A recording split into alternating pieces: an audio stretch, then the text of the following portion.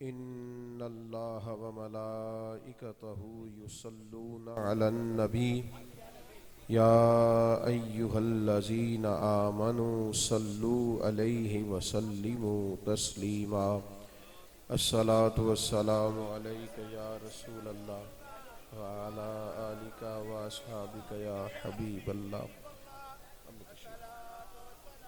سارے حضرات درود شریف پڑھیے۔ الصلاۃ والسلام علیک یا نبی اللہ وعلی آلک واصحابک یا حبیب اللہ۔ حمد و صلاۃ کے بعد انتہائی عزت و تکریم کے لائق بزرگوں، دوستوں اور بھائیوں، بالخصوص حضرات علماء کرام، مشائخ اور سادات، بڑی خوبصورت اور بڑی بھرپور آپ حضرات کی محفل ہے۔ بس یہ اس رسی سے پیچھے پیچھے امن ہے، آگے ذرا پریشانی زیادہ ہے، موبائلوں کی بھی، تصویروں کی بھی، آنے جانے کی بھی۔ اس سے پیچھے پیچھے ماشاءاللہ میں دعا کرتا ہوں کہ آگے آگے بھی اللہ امن فرما دے۔ آپ آمین کہہ دیں تاکہ بہتری ہو جائے۔ اللہ تعالیٰ آپ کو جزائے خیر عطا فرمائے۔ اطمینان سے بیٹھیں، 2 4 5 دوست ویڈیو بنائیں، باقیوں کو دے دیں۔ بہت زیادہ اگر آپ اسی کام لگ جائیں گے تو بات کرنا ذرا مشکل ہوتا ہے۔ اللہ آپ کو جزائے خیر عطا فرمائے۔ میں نے چند ایک گزارشات کرنی ہیں، وہ کچھ ترتیب ایسی ہو گئی کہ ایک وقت میں کچھ مس مینجمنٹ کی وجہ سے پروگرام ڈبل طے ہو گئے، تو مجھے دوسری جگہ بھی وعدے کو نبھانا ہے۔ لیکن یہاں ایک دوست ایسے پیار والے تھے ہمارے محلے کے کہ وہ کوئی صورت ہی نہ رہی میرے لیے کہ میں انکار کر سکوں، ہر صورت حاضر ہونا پڑا۔ ہمارے اس بھائی کے لیے آپ دعا کریں، اللہ تعالیٰ انہیں صحت اور سلامتی کے ساتھ قائم فرمائے، اور ہم سب کو دین کے کاموں میں اللہ اخلاص عطا کر دے، اللہ اخلاص عطا کر دے، اللہ تعالیٰ ہم سب کو مخلص کر دے۔ عزیز دوستو، انسان زندہ رہنا چاہتا ہے، جینا چاہتا ہے، تو ہر کام وہ سیکھ کر کرتا ہے۔ ہمیں تو بولنا بھی نہیں آتا، وہ بھی ہم کسی سے سیکھتے ہیں۔ کھانا پینا، اپنے معاشرتی معاملات سارے ہم سیکھ کر کرتے ہیں۔ انسان کا مزاج ہوتا ہے کہ وہ سیکھتا ہے۔ ہوتا ہی ہے کہ اگر ڈائریکشن اس کی غلط ہو جاتی ہے، غلط جگہ سے سیکھنے لگتا ہے، تو پھر وہ نقصان اٹھاتا ہے۔ آپ پر، مجھ پر صرف کتاب کا اثر نہیں ہوتا، جو ہمیں کتاب پڑھاتا ہے اس کا بھی اثر ہوتا ہے۔ ہمارے اساتذہ، ہمیں سکھانے والے، ہمارے ساتھ بیٹھنے والے، ان سب لوگوں کی صحبتیں اثر کرتی ہیں۔ انسان سیکھتا ہے اور لاشعوری طور پر وہ دیکھتا ہے کہ اس پر چیزوں کا اثر بڑا ہو گیا ہے۔ انسان کی فطرت تھی، اس نے سیکھنا تھا، کسی کے پیچھے چلنا تھا۔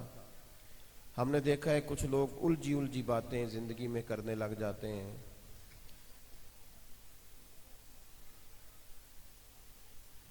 بکھری ان کی سوچیں ہو جاتی ہیں۔ اس کی وجہ یہ ہوتی ہے کہ وہ ایسے لوگوں کے پاس بیٹھتے ہیں جو بیچارے غیر یقینی صورتحال کا شکار ہوتے ہیں۔ اب میں یہ صرف اتنی بات عرض کروں گا کہ چوپ کرانے والے بھی اگر تھوڑی دیر چوپ کر جائیں نا جی، چوپ کرانے والے، تو پھر بھی اس میں بھی کچھ بہتری ہوگی۔ آپ لوگ اطمینان سے اب جہاں کھڑے ہیں، بیٹھے ہیں، اب مطمئن رہیں۔ یہ اسٹیج پہ بھی چلنا پھرنا اگر کم کر دیں گے تو ہمیں اچھا لگے گا۔ اللہ تعالیٰ آپ بڑے اطمینان سے، محبت سے بات سنیں جی۔ آپ بھی اگر بیٹھ سکتے ہیں، ویڈیو والے بھائی، تو بیٹھ جائیں، دوستوں کے لیے آسانی ہو جائے۔ اللہ آپ کو سب کو برکت دے، سارے محبت والے ہیں آپ لوگ ماشاءاللہ۔ اب انسان نے سیکھنا ہے، اس نے آگے بڑھنا ہے۔ وہ چاہتا ہے کہ میں ایسی جگہ سے سیکھوں کہ میری شخصیت نکھر جائے، تو اللہ تعالیٰ نے اس کے لیے آسان، بہترین اور کمال رستہ دیا ہے۔ فرمائے ادھر ادھر جانے کی ضرورت ہی نہیں۔ لَقَدْ كَانَ لَكُمْ فِي رَسُولِ اللَّهِ أُسْوَةٌ حَسَنَةٌ۔ تمہارے لیے رسول اللہ صلی اللہ تعالی علیہ وسلم کی زندگی میں بہترین نمونہ ہے، بہترین نمونہ ہے۔ اگر تم نے طرز زندگی کو اس طرح جینا ہے کہ وہ تمہارے لیے بھی بہتر ہو، لوگوں کے لیے بھی نفع بخش ہو، ذہنی اطمینان کا، یقین کامل کا سبب بنے، تو زندگی اس طرح گزاریں جو طریقہ ہمیں رسول پاک نے عطا فرمایا۔ ہمارے ہاں یہ ہوا ہے کہ لوگوں نے سنت اور شریعت کا معنی بعض جگہوں پہ محدود سمجھ لیا ہے۔ مثلا لوگوں کا خیال ہوتا ہے کہ امامہ باندھنا، داڑھی رکھنا، مسواک کرنا، میٹھا کھانا، میٹھا بولنا، شاید یہی صرف چند سنتیں، اور جو لوگ اس پر عامل ہیں وہ مکمل عامل سنت ہیں۔ یہ عظیم سنتیں ہیں اور یہ زینت ہے مرد کی، لیکن یہ یاد رکھیے گا کہ فقط یہی سنتیں نہیں حضور کی۔ میٹھا بولنا سنت ہے تو بھئی میٹھا تو بعض اوقات لوگ اپنے مطلب کے لیے بھی بولتے ہیں، اس وقت وہ سنت تو نہیں ادا کر رہے ہوتے، اس وقت تو مطلب نکال رہے ہوتے ہیں۔ تو یاد رکھیے گا میٹھا بولنا بھی سنت ہے، لیکن سچ بولنا رسول پاک کی بڑی سنت ہے۔ اور جس چیز سے لوگوں کو نبی کریم علیہ السلام کا سب سے پہلے تعارف ہوا تھا وہ تو صادق اور امین ہونا ہے۔ آپ کا طرز زندگی معتبر اس وقت ہوگا، آپ دنیا کے سامنے مستند اس وقت ہوں گے، لوگ آپ پر اعتماد اس وقت کریں گے جب آپ سچ بولیں گے۔ اور اگر آپ کے مزاج میں، آپ کی باتوں میں جھوٹ ہے، لغزش ہے، آپ کہتے کچھ ہیں کرتے کچھ ہیں، تو آپ کا تو اعتماد ہی گیا۔ کامیاب تاجر کون ہوتا ہے؟ جس کی انویسٹمنٹ زیادہ ہوتی ہے، یہ زبانیں زیادہ آتی ہیں۔ پوچھ لیجئے گا کسی دکاندار تاجر سے کہ کامیاب تاجر وہ ہوتا ہے جس پر لوگ اعتماد کرتے ہیں۔ جس کا مارکیٹ میں اعتماد نہ رہے وہ بندہ کامیاب تاجر۔ جھوٹ بولنے والے بندے کا کبھی اعتماد ہوتا ہے؟ اپنی زندگی میں، اپنے مزاج میں حضور کی یہ پہلی ادا، دیانتدار ہونا، سچا ہونا، اس کو اپنے مزاج میں پیدا کریں۔ آپ تھوڑے سے دعوے کر لیں پر جتنے کریں وہ پورے کریں۔ بعض لوگوں کا خیال ہوتا ہے کہ سچ سے کام نہیں چلتا، تو میں کہتا ہوں آپ غلط فہمی پہ ہیں، سچ والے کا ہی تو کام چلتا ہے۔ لوگ کہتے ہیں جناب اس دکاندار سے ہم نے چیز لینی ہے، چاہے 5 روپے زیادہ لیتا ہے پر بات صحیح کرتا ہے، سودا کھرا دیتا ہے۔ ایک تو اپنے مزاج میں سچائی لائیں، دیانتداری لائیں۔ میاں بیوی کا رشتہ بڑا عظیم رشتہ ہے، اللہ تعالیٰ کی نشانیوں میں سے ایک نشانی ہے، اور گھر میں اگر ازدواجی زندگی انسان کی خراب ہو جائے تو ساری خوشیاں مان پڑ جاتی ہیں۔ اتنا مرضی پیسہ کما لیں، بڑا گھر بنا لیں، لیکن اگر میاں بیوی محبت سے نہیں رہتے تو اس گھر میں رہا نہیں جا سکتا۔ لیکن اس رشتے کے خراب ہونے کی وجہ یہ ہوتی ہے کہ شادی کے وقت جو کچھ لڑکی والے بتاتے ہیں وہ ہوتا نہیں، جو کچھ لڑکے والے بتاتے ہیں وہ ہوتا۔ اس نے اعتماد پہ قائم ہونا تھا رشتے میں، لیکن جھوٹ پہ قائم ہوا، بددیانتی پہ قائم ہوا۔ نبی کریم علیہ السلام نے جب خطوط لکھے تھے مختلف بادشاہوں کو، ہرکل کو بھی خط لکھا تھا کہ مسلمان ہو جا، بڑا زیرک آدمی تھا۔ اس نے کہا یہاں کو تاجر آئے ہوں تو انہیں بلاؤ۔ جناب ابو سفیان ابھی کلمہ نہیں پڑھتے تھے، فرماتے ہیں میں وہاں بغرض تجارت گیا ہوا تھا، مجھے بادشاہ نے بلایا، نبی پاک علیہ السلام کے بارے میں پوچھا تو میں نے کہا کہ رشتے میں میں ان کا چچا ہوں، اور میں نے یہ بھی کہا کہ ہم ان کے اتنے مخالف ہیں کہ باقاعدہ جنگیں لڑتے ہیں ان کے ساتھ۔ اس نے بہت ساری باتیں پوچھی، چلو جی یہ بھی شکر ہوا، ایک کیمرہ اور باندھو کے نیچے آیا، اب کافی ہے جی، اللہ آپ کو سلامتی عطا فرمائے، اطمینان سے بات ہو رہی ہے۔ کہتے ہیں کہ بادشاہ نے کافی سوالات کیے اور میں نے سوالات کے جوابات دیے۔ ایک سوال پوچھا بادشاہ نے مجھ سے کہ نوجوان ذرا زیادہ غور کریں، ڈنگے نہ مارا کرو یار، کیا ضرورت ہے بڑھ کے مارنے کی، کیا ضرورت ہے کہنے کی یوں کر دیں گے، اتنا کہو جتنا بندے سے ہو سکتا ہے۔ بادشاہ نے پوچھا ابو سفیان سے کہنے لگا بتائیں کہ آپ نے کہا ہے کہ آپ ان کے رشتہ دار ہیں، لیکن آپ کی اس وقت مخالفت ہے، آپ باقاعدہ جنگیں لڑتے ہیں اور کبھی آپ فاتح ہوتے ہیں، کبھی آپ کا خیال ہے کبھی آپ فاتح ہوتے ہیں اور اکثر وہ ہوتے ہیں، تو یہ بتائیں وہ جس محبوب نے دعوی نبوت کیا ہے کیا کبھی انہوں نے جھوٹ بھی بولا ہے؟ غور کریں آپ میری بات پر، یہ کسی ان کی عقیدت مند سے نہیں پوچھا جا رہا، اس وقت اس شخص سے پوچھا جا رہا ہے جو باقاعدہ جنگ لڑتے ہیں، کیا کبھی نبی کریم نے جھوٹ بھی بولا ہے؟ معاذ اللہ ثم معاذ اللہ۔ تو ابو سفیان کہتے ہیں کہ میں کئی خیالات مجھے آئے، پر میں نے کہا یہ کیسے کہوں، مخالفت اپنی جگہ پہ۔ ابو سفیان کہتے ہیں اس نے پھر پوچھا بتاؤ کبھی اس کریم نے جھوٹ بھی بولا؟ تو کہتے میں نے کہا بادشاہ میں رشتے میں چچا لگتا ہوں، گویا میرے سامنے پیدا ہوئے، میں نے انہیں ماں کی گود میں بھی دیکھا، دادا کے کندھوں پہ بھی دیکھا، چچا کے گھر میں بھی دیکھا، جناب ختیجہ کا دولہا بنے بھی دیکھا، میں نے ان کی گود میں بیٹیوں کو کھیلتے بھی دیکھا، میرے سامنے ان کے مقدس بال سفید ہوئے۔ مخالفت اپنی جگہ پر اس کریم کی زبان سے جو نکلتا ہے حق اور سچ ہی نکلتا ہے۔ آپ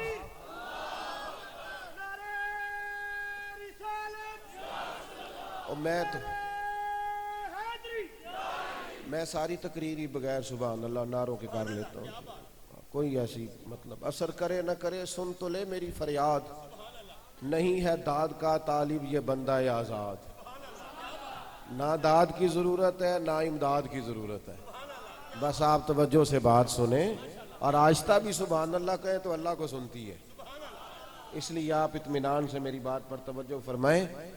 میں آپ سے چند باتیں کرنا چاہتا ہوں۔ بھائی کہا کہ کبھی جھوٹ بھی بولا ہے؟ ابو سفیان کہنے لگے نا بھائی۔ کہتے ہیں وہ بادشاہ اپنے سوالات مکمل کر کے جانے لگا تو میں نے کہا کہ رزلٹ بھی تو سنانا، اتنے سوال تو نے پوچھے نتیجہ بھی تو بیان کر۔ تو بادشاہ کہنے لگا نتیجہ تو نکل آیا ہے، جس بندے نے کبھی بندوں سے جھوٹ نہیں بولا وہ یہ جھوٹ کیوں بولے گا کہ میں اللہ کا رسول بن کے آیا ہوں؟ اپنے مزاج میں، طبیعت میں۔ اور میں آپ سے عرض کروں سچ بولیں، فائدہ رہے گا۔ وقتی طور پر ہو سکتا ہے آپ محسوس کریں کہ معاملہ تھوڑا اور چلا گیا، لیکن وہ دیر پا چیز ہے۔ آپ دیانتدار رہیں اور سچ بولیں، یہ حضور کی بڑی سنت ہے۔ دوسری بات یہ ہے میرے بھائی، جس طرح میٹھا کھانا حضور کی سنت ہے نا، اسی طرح فاقہ کرنا بھی نبی پاک کی سنت ہے۔ یہ جو ہمیں بہت زیادہ ذائقے لگ گئے ہیں نا زبانوں کے، آج میں نے اپنی مرضی کا یہ کھانا ہے اور آج میں نے اپنی مرضی کا وہ کھانا ہے۔ ایک دعا حضور نے مانگی اپنی اولاد کے لیے، میرا نہیں خیال آج کوئی پیر صاحب مولوی صاحب اپنی اولاد کے لیے مانگے۔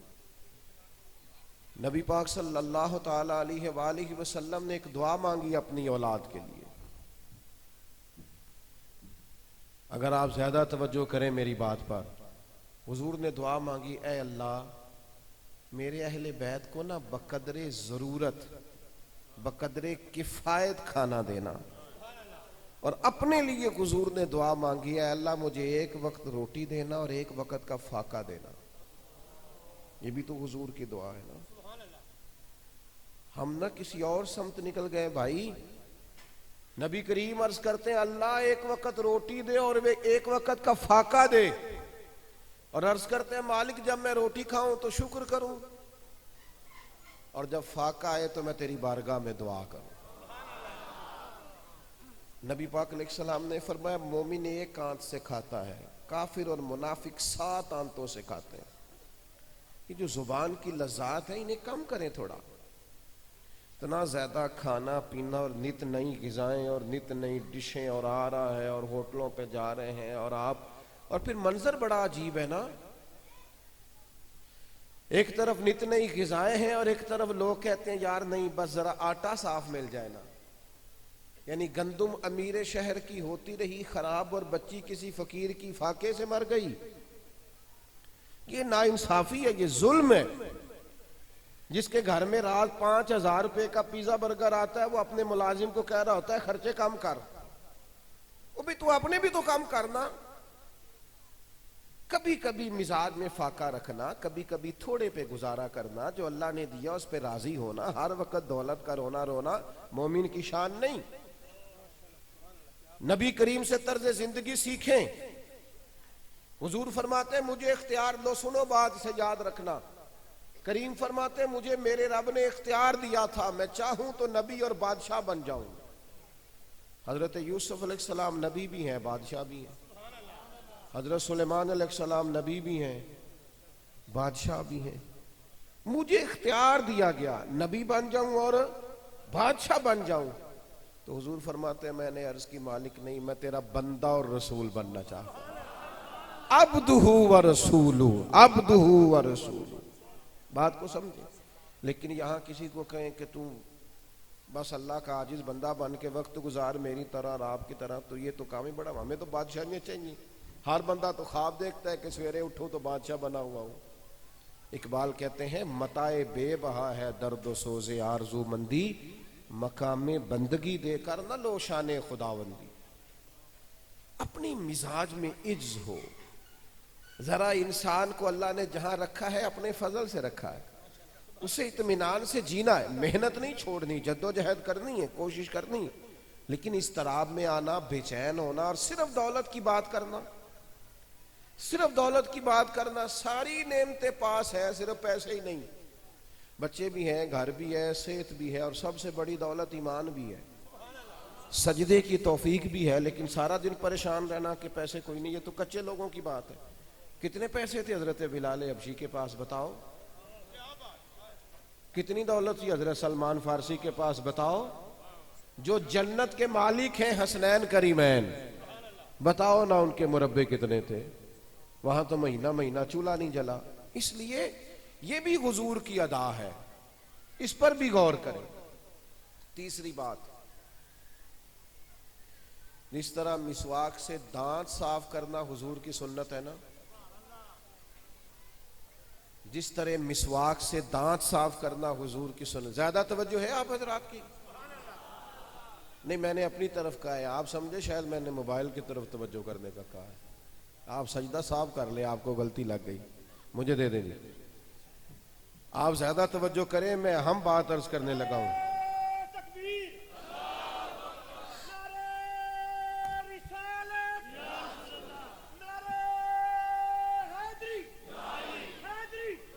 میرے عزیز یاد رکھیے گا اور سمجھیے گا، جس طرح مسواک لے کر دانت صاف کرنا حضور کی سنت ہے نا، اور عظیم سنت ہے، اسی طرح دل صاف رکھنا بھی نبی پاک کی سنت۔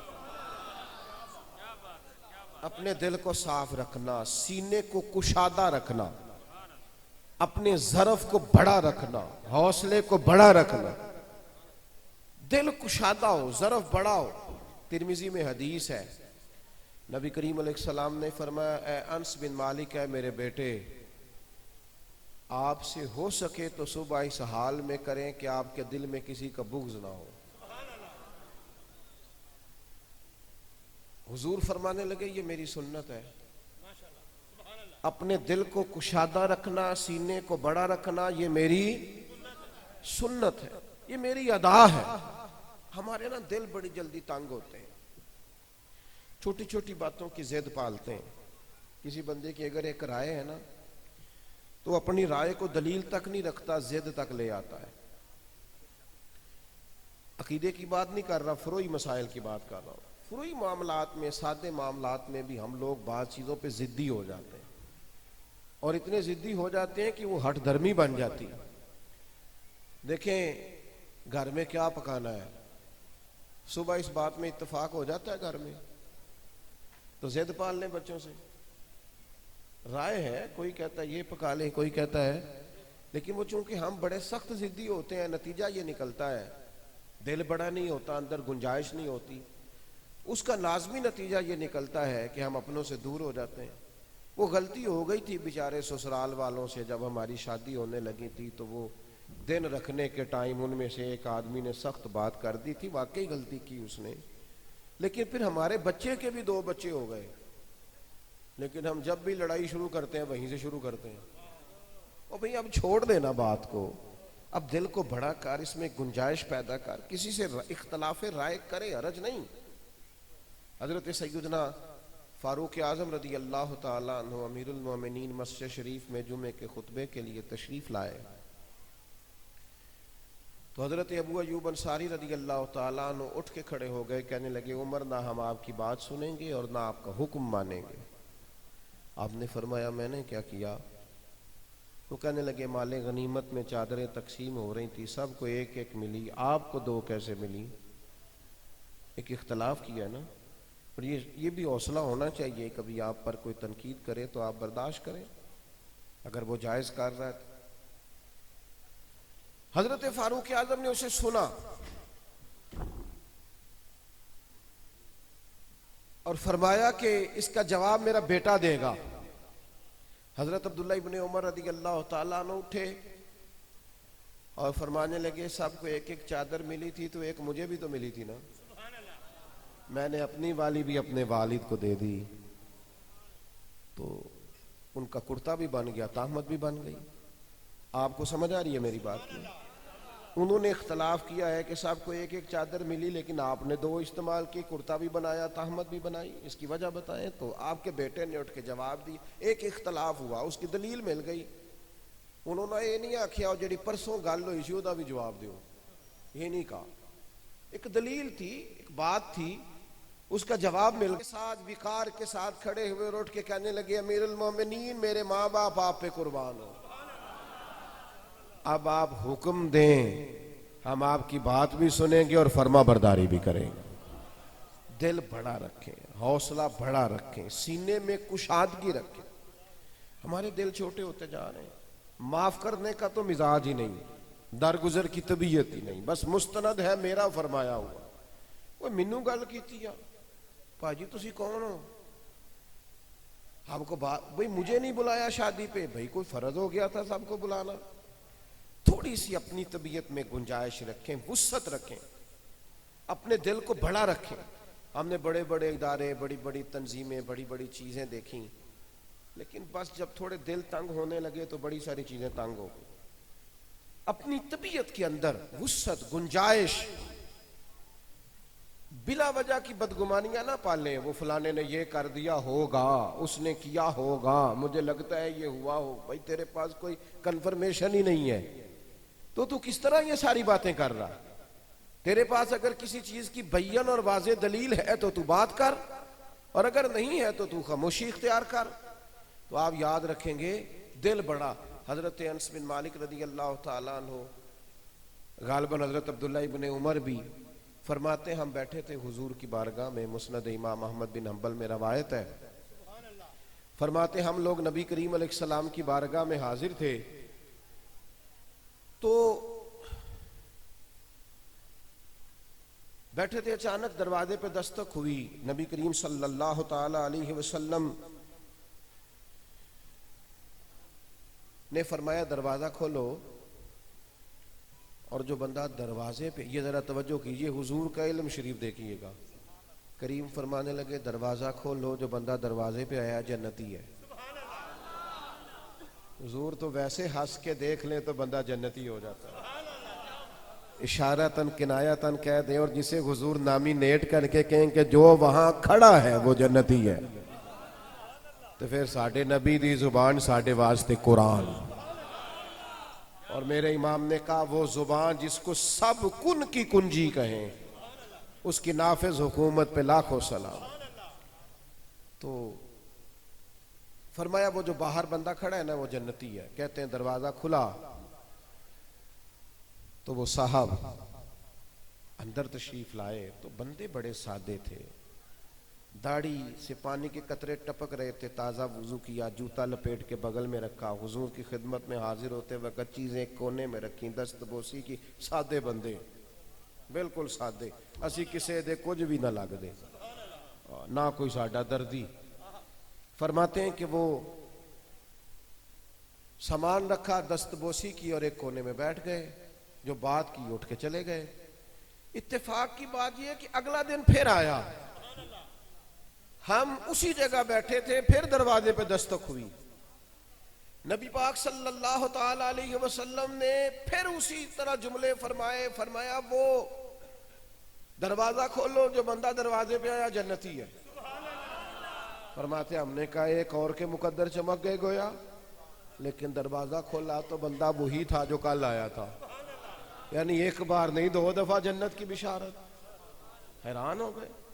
فرماتے تیسرا دن حسن اتفاق وہیں بیٹھے تھے، پھر دستک ہوئی. فرمایا دروازہ کھولو، جو دروازے پہ آیا ہے وہ جنتی ہے. فرماتے ہیں کہ آج تو کمال ہو گئی. دروازہ کھولا تو بندہ وہی تھا جو پہلے 3 دن آیا ہے.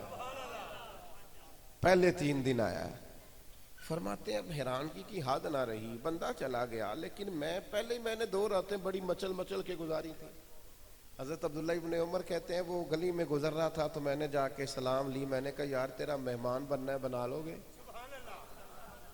کچھ ہوتے ہیں نا بے تکلف دوست، مہمان بنا لو گے؟ تو وہ کہنے لگا جی آ جائیں، پر میں کوئی امیر آدمی نہیں ہوں، جو میں کھاؤں گا روکھا سکھا پیش کر دوں گا. اللہ اکبر. لیکن بات ذرا چمبے کی ہے کہ جس کا 2 گلیاں چھوڑ کے گھر ہے وہ کسی کا مہمان بن رہا ہے. تھوڑی انوکھی بات تھی. فرماتے وہ مجھے گھر لے گئے. 3 دن 3 راتیں میں رہا. میں ڈھونڈنا چاہتا تھا، ڈھونڈنا کہ بندے کے پاس کون سا عمل ہے کہ حضور نے 3 دفعہ جنت کی بشارت دی. جی میں اسی نہیں تلاش کری دا پتہ کرو انہیں پیسے کیویں کمائے گا. جڑی دکان کسی دی چل گئی سارے وہی دکانہ پا لو. آج کل یہ کام چل رہا ہے، لہذا فٹافٹ نیکی میں پیروی نہیں کرتے. وہ سی این جی شروع ہوئی نا تو پورے روڈ پہ سی این جی ہو گئی. ختم ہونے پہ آئی تو ساری ہو گئی. وہ کلومیٹر کے فاصلے پہ سی این جی. ہم کیا کرتے ہیں؟ ہم یہ دیکھتے ہیں پیسہ دیکھو کدھر سے آ رہا ہے، سارے وہی کام کر لو. تو وہ صحابی تھے، انہوں نے کہا میں نے ڈھونڈنا ہے. ویسے تو جسوسی منع ہے، لیکن یہ تو خیر والی ہے نا. یہ کون سا عمل کرتا ہے؟ کہتے 3 راتیں 3 دن میں نے رہا لیکن کوئی خاص چیز نہ دیکھی. وہ عشاء کی نماز پڑھ کے سوتے، فجر تک سوئے رہتے، اٹھ کے فجر جماعت سے پڑھتے، لیکن کروٹیں لیتے وقت اللہ کو یاد کرتے. باقی میں تو اٹھ کے تہجد بھی پڑھتا تھا ان کے گھر میں. پھر وہ صدقہ خیرات کرتے تو مختصر سا، اور میں تو ان کی نسبت زیادہ کرتا تھا. تیسرے دن میں جانے لگا تو بات کھول دی. میں نے کہا یار مجھے حاجت نہیں تھی تیرے گھر رہنے کی، پر تو بندہ بڑا خوش نصیب ہے. تو وہ عظیم آدمی ہے دنیا میں چلتے پھرتے جسے کریم محبوب نے 3 دفعہ جنت کی بشارت دی ہے. میں وہ ڈھونڈنا چاہتا تھا نسخہ جس سے تو نے حبیب کو راضی کیا، جس سے رب تجھ سے راضی ہوا. وہ نسخہ مل جائے نا کبھی، وہ نسخہ مجھے کبھی وہ نسخہ میسر آ جائے نا کہ کس طرح تو نے محبوب کو راضی کیا، تو میں بھی نہ اس نسخے پہ عمل کروں.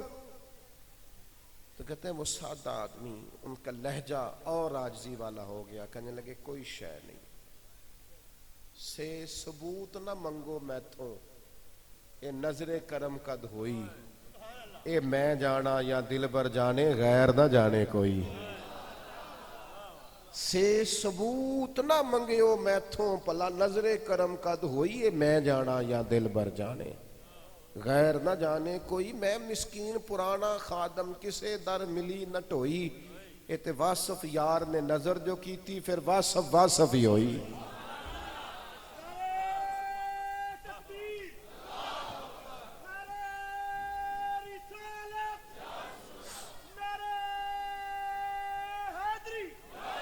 آپ غور فرمائیں. کہتے ہیں وہ اور زیادہ عاجزی کرنے لگے. کہنے لگے کوئی شے نہیں یار، جو ہے تیرے سامنے ہی ہے. کہتے ہیں میں نے کہا کچھ تو ہوگا نا. تو وہ کہنے لگے ایک بات ہے میرے پاس، 3 دفعہ جنت کی بشارت ملی، ایک چیز ہے. کہا وہ کون سی؟ تو کہنے لگے میں جب صبح اٹھتا ہوں تو اپنا دل دیکھتا ہوں، میرے دل میں کسی کا بغض نہیں، کسی کے لیے حسد نہیں، کسی بندے کو میں چھوٹا سمجھ کے تکبر نہیں کرتا. میرا دل بالکل صاف ہے. دل دریا سمندروں ڈونگے، کون دلاں دیاں جانے، 14 طبق کی میرے دلے دے اندر. تے میں تمبو وانگوں تانے پاک ہوئے تے پاک ہی ملدا ہی بنا پاکوں پاک نہیں ملدا سارے جسم دے تون دے نالوں ایک تولا ٹکڑا دل دا میرے عزیز دل صاف رکھنا بھی کریم کی سنت ہے اپنے اندر سے نا دیکھو نا ایک فتویٰ ہے ہمارا بیٹی کے لیے بیٹی کے سسرال سے شکایت آئی کہا اس کو تو انڈا تک نہیں تلنا آتا چائے تک نہیں بنانی آتی بیٹی کے سسرال سے تو اب والد اور والدہ کیا کہتے ہیں چھوٹی بچی ہے ابھی تو تھوڑی عمر ہے سیکھتے سیکھتے سیکھ جائے گی سارا کچھ کرے گی بڑی جلدی ٹھیک ہو جائے گا تھوڑا دل کشادہ کرنا یہ والا فتویٰ بہو کے حق میں بھی دے یہ جو بیٹی کے لیے دیا ہے نا یہ بہو کو بھی کہے وہ بھی شہزادی تھی اپنے باپ کی اٹھتی تھی کام کرنے کے لیے پر اس کا ابا اس کی اماں سے کہتا تھا ساری عمر کام ہی کرنے سے نہ تنگ کریا کر میری بیٹی نو اگر اسے دو کام نہیں کرنے آتے تو کہتا ہے تیری اماں نے سکھا کے نہیں کلیا تھوڑی کشادگی پیدا کریں دل کشادہ کریں بات ختم کرنے لگا ہوں ایک چوتھا کام اور بڑا ضروری کام جو حضور کی سنت سے ہمیں درس ملتا ہے حضور کے طریقہ مبارکہ سے وہ ہے خیر خواہی کرنا کسی کا بھلا کرنا میں اور آپ جس سوسائٹی میں رہتے ہیں نا ہمیں خود غرض بنایا گیا ہے ہمیں لالچی بنایا گیا ہے کوئی بندہ بھی کوئی کام کرتا ہے تو کہتا ہے میرا کیا فائدہ اس میں مجھے کیا ملے گا میرا نفع کتنا ہوگا یہ خود غرضی ہے بندہ مومن کی شان یہ ہے کہ وہ نفع لینے کے چکر میں نہیں پڑتا اس کا تو وجود ہی نفع بخش ہوتا ہے حضور نے فرمایا تم میں سے بہتر وہ ہے جو دوسروں کے لیے بہتر ہے کسی کا نہ فائدہ ہم فائدہ کرتے ہیں اللہ تعالیٰ آپ سب کو جزائے میں نے پہلے دعا مانگی تھی میں نے کہا تھا کہ یہ اس رسی سے ادھر ادھر ماشاءاللہ پیچھے بڑا امن ہے آگے بھی ہیں کچھ امن والے دوست لیکن کچھ دوست پریشان ہیں میں ان کے لیے دعا کر رہا ہوں اللہ تعالیٰ انہیں اطمینان قلبی عطا فرمائے اللہ تعالیٰ آپ کو برکات عطا کرے تو میں جو بات عرض کر رہا تھا اس پر آپ توجہ فرمائیں گے اللہ آپ کو سلامت رکھے جی تشریف رکھیں جو بات عرض کر رہا تھا اس پر آپ غور فرمائیں گے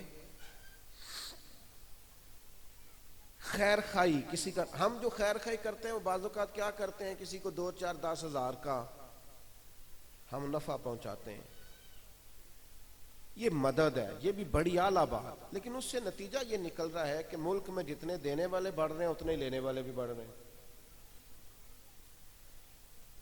یہ کام نہ صرف کریں کہ کسی کو 10 20 ہزار کی مدد دیں کام یہ کریں کہ کوئی بندہ سیٹ ہو جائے آپ کی وجہ سے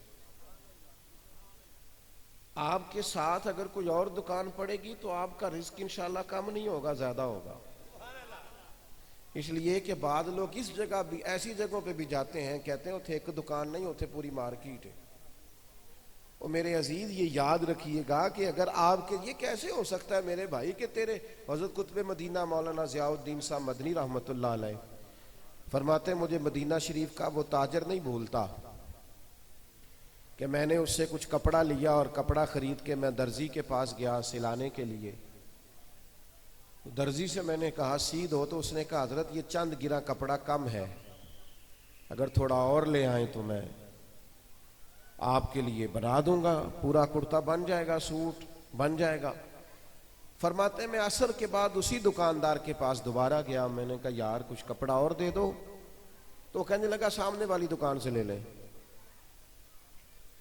فرماتے ہیں میں نے کہا یار یہ سامنے تیرے بالکل کپڑا پڑا ہے اور میں صبح لے کے گیا ہوں کہ زیادہ پیسے ہو گئے تیرے پاس کیوں نہیں دینا چاہتا کہنے لگا نہ مجھے دینے میں اعتراض ہے اور نہ میں کوئی کسی تکبر کی وجہ پر مہربانی کریں سامنے دکان سے لے لیں فرماتے ہیں میں نے غصے سے کہا کہ ماجرا کیا ہے کیوں نہیں دے رہے آپ صبح آپ سے لیا ہے تو کہتے ہیں مجھ سے کہنے لگا حضرت صاحب میں نے صبح سے کافی مال بیچا ہے سامنے والے نے بکری بھی نہیں کی بیچارے نے تو سبزی تو اس نے بھی لے جانی ہے نا گھر تو میری خواہش ہے کہ چلو اتنے کو اس کا مال بک جائے کہ وہ شام اپنے بچوں کا خرچہ سبزی اور راشن تو لے جائے یہ مسلمان کا جذبہ ہے۔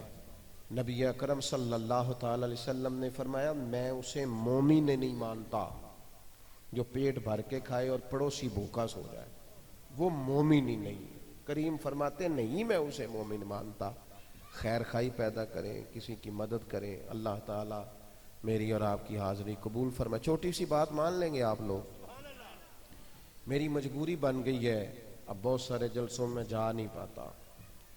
اس کی وجہ یہ ہوتی ہے کہ میری وجہ سے بہت سارے لوگوں کو تکلیف ہوتی ہے، لوگ گرتے ہیں، تکلیف دیتے ہیں۔ اللہ کے بندوں میں آ گیا، آپ کی زیارت کر لی، میں بیمار ہوں، بہت ساری جگہوں پہ جا نہیں پایا پچھلے دنوں میں، تو اب وہ جو بہت زیادہ، اور میں آپ کو ذمہ داری سے کہتا ہوں، ذمہ داری سے، کہ میں کوئی نیک آدمی نہیں کہ آپ کو بڑا، آپ اگر کو میری بات مان لیں گے جو میں نے کہی ہے تو اس سے میرے گناہ معاف ہوں گے۔ یہ چھوڑ دیں، مطلب بزرگوں کو لگائیں آپ ہاتھ۔ میرے لیے جتنے آپ لوگ بیٹھے ہیں نا، میں اپنے دل کی گہرائی سے کہتا ہوں، کوئی عاجزی نہیں کر رہا، دیانتداری سے کہتا ہوں، جب اپنی خطائیں دیکھتا ہوں آپ سارے مجھ سے نیک ہیں، تو اس لیے کوئی ایسا کام نہ کیا کریں جس سے دوسروں کو تکلیف ہو۔ دعا ہوگی، اس کے بعد آپ اطمینان سے اپنے، یہ جو مجھے آپ نے روکے دیے ہیں نا سارے، یہ میں نے اس لیے لپیٹ کے رکھ لیے ہیں کہ بہت سارے میرے حق میں آپ نے باتیں کی ہیں، آپ جو میں کہہ رہا ہوں وہ بات مانیں، انشاءاللہ تعالی اللہ کرم فرمائے گا، اللہ تعالیٰ برکات عطا کرے گا۔ حضرت دعا فرمائیں۔